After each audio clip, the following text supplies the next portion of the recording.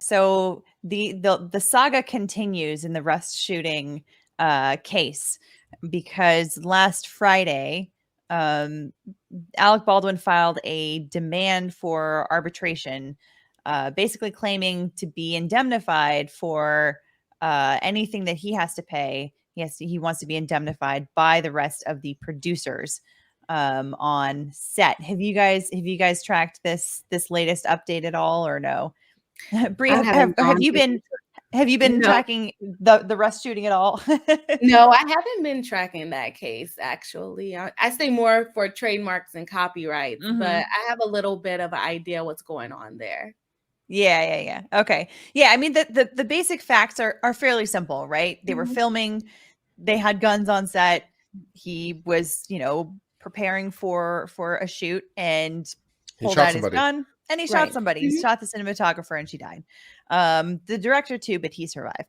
So now there's been all kinds of statements that Alec Baldwin has been making to the press, most of which, if not all of which, have been terrible for his Yeah. case. And so most recently, it's been interesting to see these different sort of characters in this narrative, in this plot, sort of give their side of the story, their narrative in the story out to the press. I mean, he was the first one to get out there because it seemed like he just was itching to get his side out. He seemed like it at least my personal impression was that he seemed like he just couldn't stand the idea that people were criticizing him over, this incident, and that people were saying that he, potentially murdered someone, right? Right. And so, he had to sit down and interview with George Stephanopoulos. He talked to press on the side of the road, all kinds of stuff. And then you had the armorer who filed her lawsuit. That was her first time kind of getting her narrative out, which, when we talked about it on this channel before, I said that that's actually a much safer way to do it because, at the very least, you can say that wasn't exactly me. That was written by my lawyers. Like this is, they can shift blame away from me because that's their responsibility, right? Like that's the job that they're supposed to do. And so as I found myself when I was reading the arbitration demand, Alec Baldwin kind of doing the same thing in this that he's done before, where he's sort of shifting blame. I mean, he literally says, I don't know who's responsible, but Alec Baldwin is not responsible. Right. like that's pretty much like that's the main gist of it. And he even, I mean, there's even, blame going around to everyone, even about, the Rust's filming not continuing after the shooting and all kinds of craziness. But Why didn't they show up to work the next day? Just because someone shot on set, that's no excuse. Let's get back to work. The show must go on, right? yeah, Someone broke a leg, so let's move on. Where's the yeah, understudy? yeah. Right? Like where's the assistant cinematographer? Can't he or she stand in their role? So I found myself, and I try, I know that I have a little bit of a bias against Alec Baldwin because of things that I have, vignettes that I've heard over the years about his character, about his, things that he just seems like a pompous a-hole. Has always been my impression with, stories that have come out about him over the years. And so I don't want that to color the way that I see the claims in this case, but at the same time, I found myself as I was reading this, almost like not treating this filing as the same as, let's say, the armorer's filing, her complaint, her civil complaint. And it was because, whereas this arbitration demand was, it was not technically not filed, because it's not filed in court, because it's submitted to JAMS, right? To JAMS arbitration. Yeah. And it's drafted by his attorneys. And so of course they're going to craft it in a way that is most protective of his liabilities, and also going to try to be as advantageous to him as possible. But I couldn't help keep in mind all of the statements that he's made so far and be like, well, of course he's going to say that. Of course he's going to blame everybody else but himself. Like, and it's interesting to me the way that this case is playing out, kind of merging I talk about the court of public opinion and the court of law.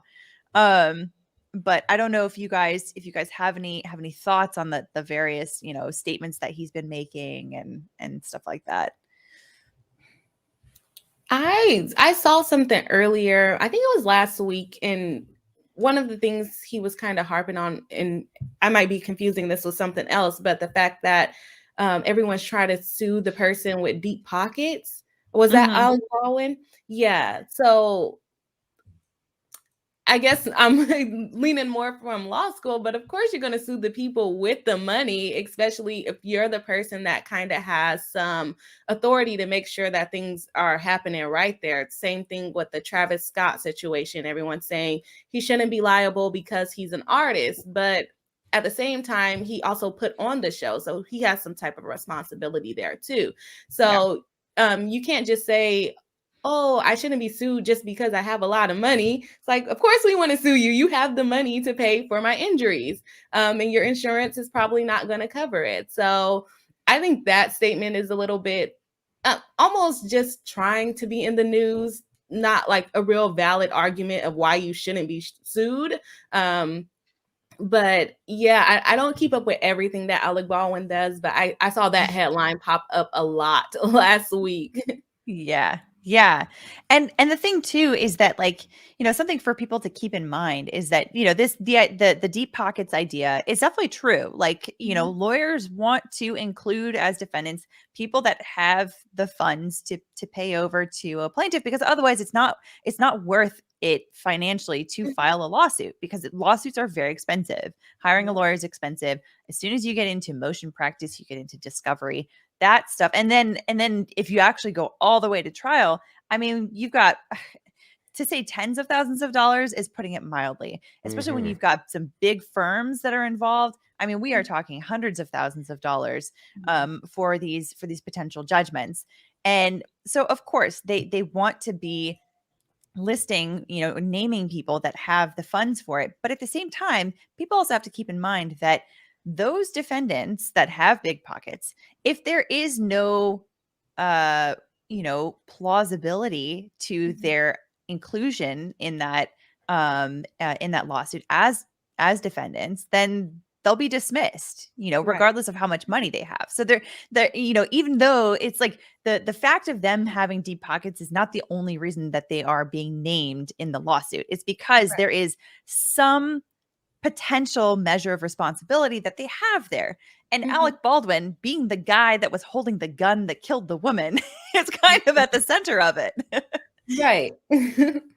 So, but one of the things that I found particularly interesting when I was reading through and I'm going to share this too. Give me just 1 second, because StreamYard doesn't let me set this all up ahead of time. And it's always frustrating. Let's see if it actually shows up. Is it going to show up? It's giving me the pinwheel of death. Oh no. Okay. It's not letting me do it.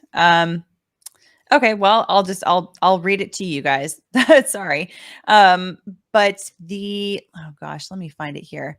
He was talking about how he's one of the 6 producers. Now, this is something that hasn't really come up in a lot of the filings and stuff that have come out before this point. But he talks about how there are 6 credited producers: Ryan Smith, Nathan Klinger, Ryan Winterstern, Matt Del Piano, Anjul Nigam, and Baldwin. So Smith, individually and through his production company, Russ Movie Productions LLC, was primarily responsible for Russ' day-to-day operations. Smith and the other producers pitched Russ to investors, secured financing, and set the budget for the film. Smith and his associate Gabrielle Pickle hired the crew for Russ. So these are all points that are points of potential liability attributable to the producers as a whole, right? That the budgeting was an issue, that it was causing people to rush through and it was creating chaos, and that was making things unsafe. And the same thing with hiring, that they were hiring people not paying them enough. So they were required, the armorer says that she was required to wear multiple hats. She was fulfilling too many roles to keep things actually safe, to be able to do her job well enough. And people are saying that she wasn't even qualified to do the job of the armorer anyway. And so it's very interesting that he's saying that these other people were all responsible for all of that stuff. Not me. I'm Alec Baldwin. I was only responsible for the creative stuff. I'm Alec Baldwin. I am Alec Baldwin. I was responsible for consulting on marketing and on artwork for the poster, and for preparation of video promotion at Cannes, and things like that. But like creative stuff, that was me. That was Alec Baldwin. But all of the logistical stuff, all of the financial stuff, like that was not Alec Baldwin. And then he also goes into the actual responsibilities of the gun itself. And he says, oh gosh, if I can find it here, he talks about how he basically admits in this filing, like, I didn't check the gun. I wasn't responsible for checking the gun. I didn't check the ammo, et cetera, et cetera. Like I received general gun training from the armorer, but because I've had so much experience, I did not need cross-draw training. So I didn't do cross-draw training. Which way does that cut again? I had so much training, exactly. Right. Isn't this where it cut the other way? Yeah, it can definitely cut the other way, because if you are somebody that has been on so many movie sets and you say that you've been trained so many times, arguably you should know that certain requirements need to be fulfilled for gun safety. And then he even goes on to say in there that there's a policy that actors are not supposed to check the chamber on their own. They're not supposed to open the prop gun up and check it on their own. They're only allowed to do that if they really want to, in the presence of the armorer. So, if somebody really wants that peace of mind, they can do that, but they're not allowed to outside of their presence.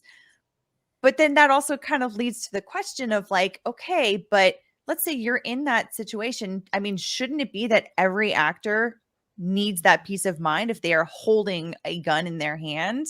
Right. And so shouldn't it be a requirement then that if they are holding a gun in their hand, the armorer has checked it in front of them? It's still like he still has that same policy problem, even though he says like, well, I didn't have responsibility, and so I didn't do any of these things. Yeah, I would agree with that as well. And the part that he has so much training, it's like, that's to hold you to a higher duty of care. Yeah. On top of, if you guys have guns, I think they should be checking the guns before they go out waving it around or whatever he was doing with the gun. Yeah. I mean, it should be, because it's like, at first when I was looking at this case, I was thinking like, well, okay, this is a film set. It's different from real life, because you have certain people that have very specific responsibilities. And so you have the armorer that is in charge specifically over these weapons, and you also have the prop master that's in charge of all of the props. And so it makes sense that liability should probably be more heavily on the person whose area of expertise is exactly that, right? But then at the same time, I was like, yeah, but at the end of the day, this is still a weapon. This is still a deadly weapon. And so it just seems like, regardless of whether it's being used as a movie set or it's being used on a gun range, it still seems like, I mean, this is still something that has all of that lethal potential, if certain things line up. And in this case, certain things did line up. And so it just seems to me that,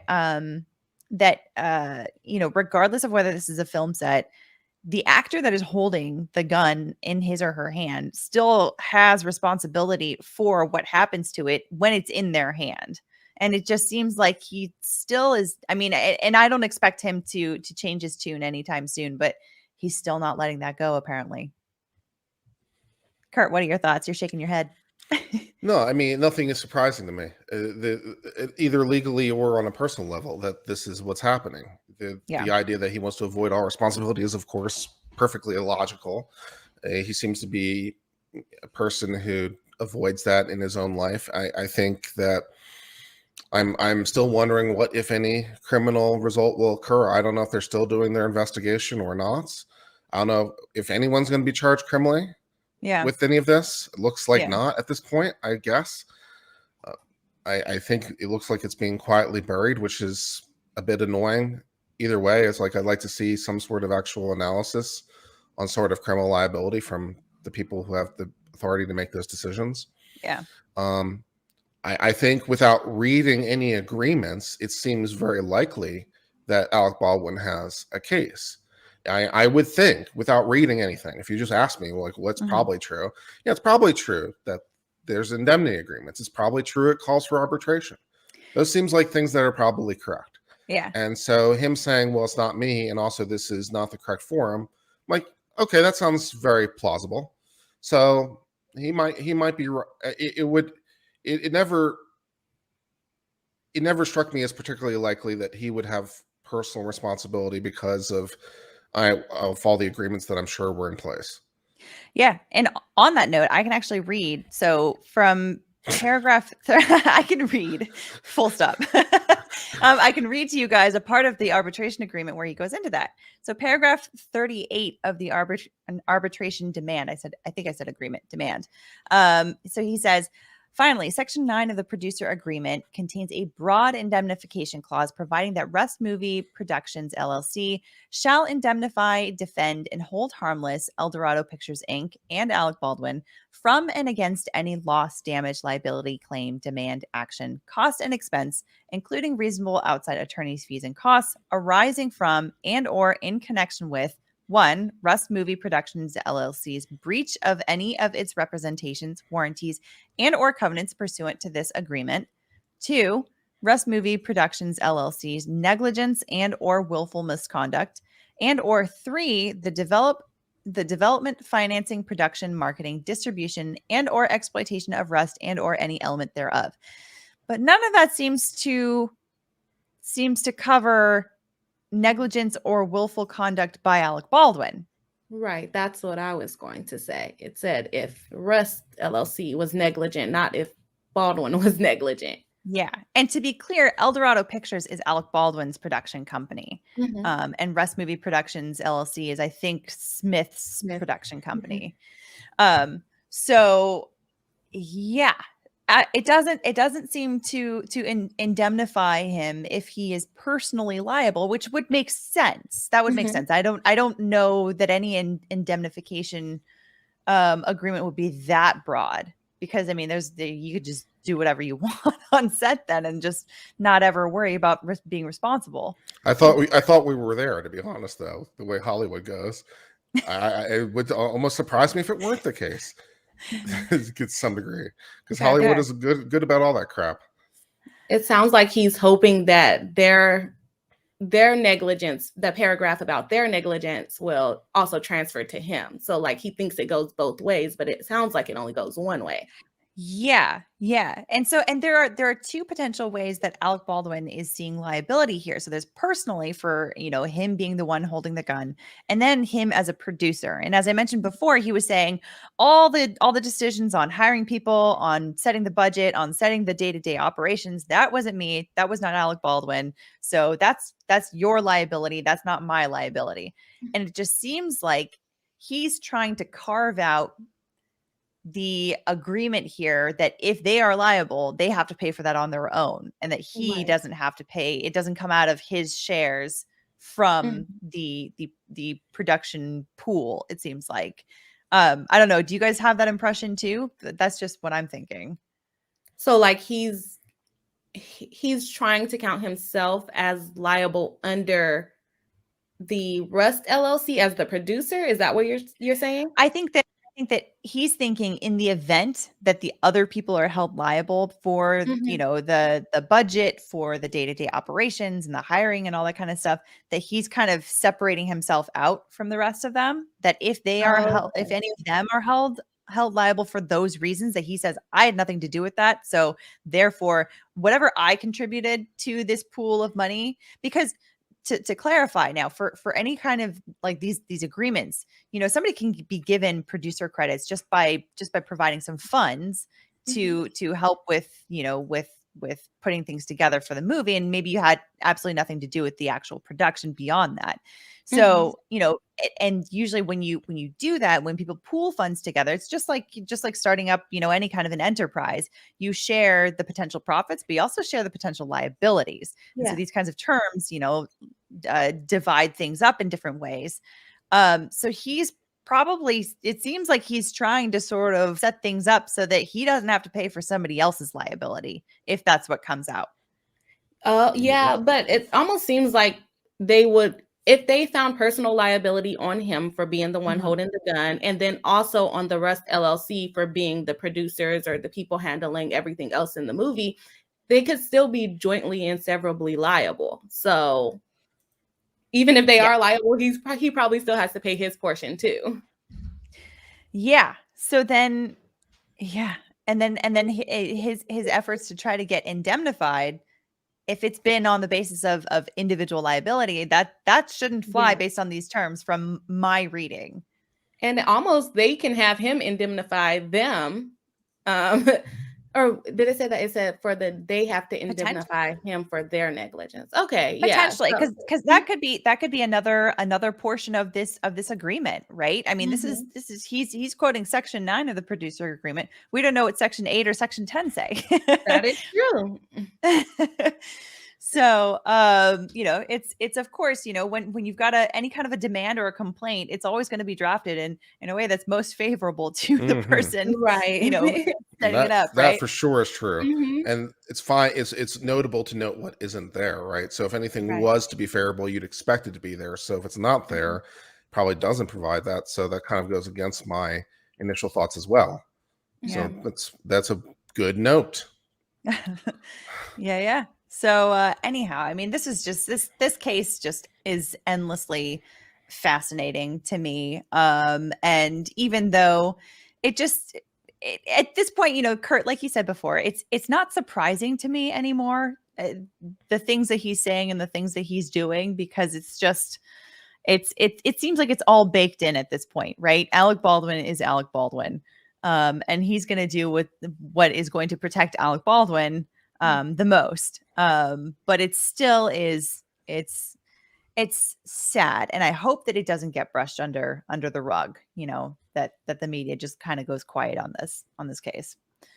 Oh, I thought that's kind of already happened in large part, to be honest. The media's moved on, and if something happens someday, there might be a headline for 5 seconds, but I mean, that's kind of what happened on Friday when Halyna Hutchins is dead, buried, and forgotten at this point. This is where we're at. Well, her family's legal team has something else to say for that, though. With the statements that they made to the press and the whole videos that they came out reenacting the incident, and so I feel like there's going to be a lot of money flowing around in this litigation.